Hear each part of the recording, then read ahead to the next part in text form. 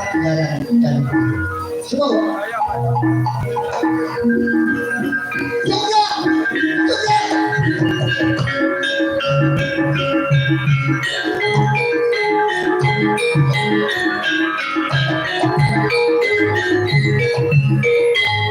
juga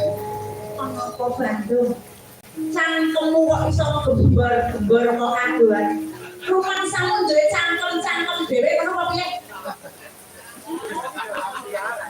bagus bisa kok yo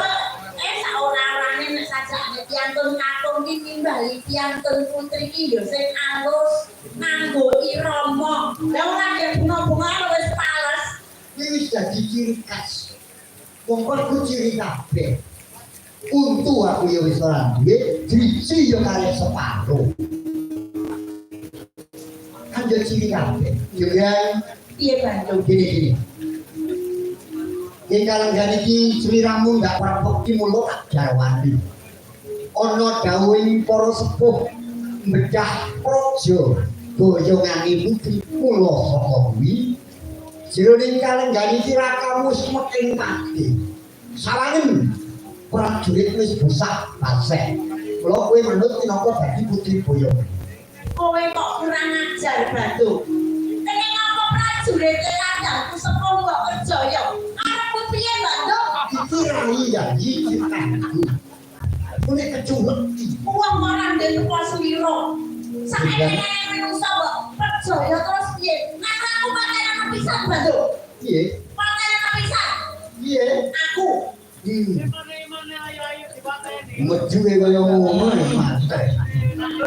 jengran piye Bandung kuwi kudu nambut aku mongko jroning atiku aku wis prasetya besok aku urip ana ing bebrayan ki loro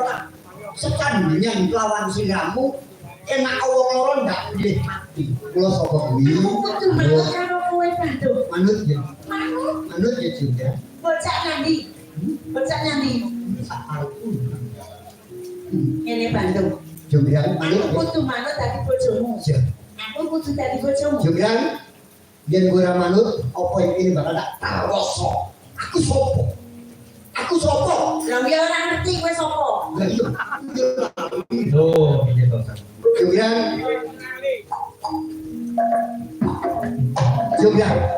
piye Bandung wis ngerti kekondangane Bandung Bondowoso wong Dijoyo ora tegas papak panding andi saling bandendo kecil ngisik kalau sama ini manut iya ya itu tandingnya saya cepet itu kok beda bojo ya ada ya aku duwe penjalukan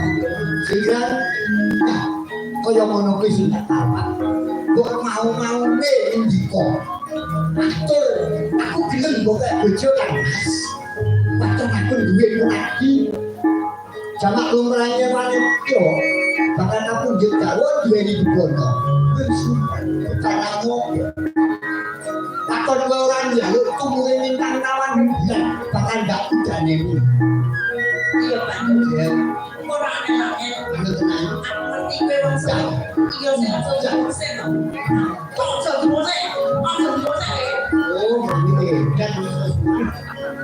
Bandung aku ora njaluk ora ngomong gawekno bayi sewu cacahe sok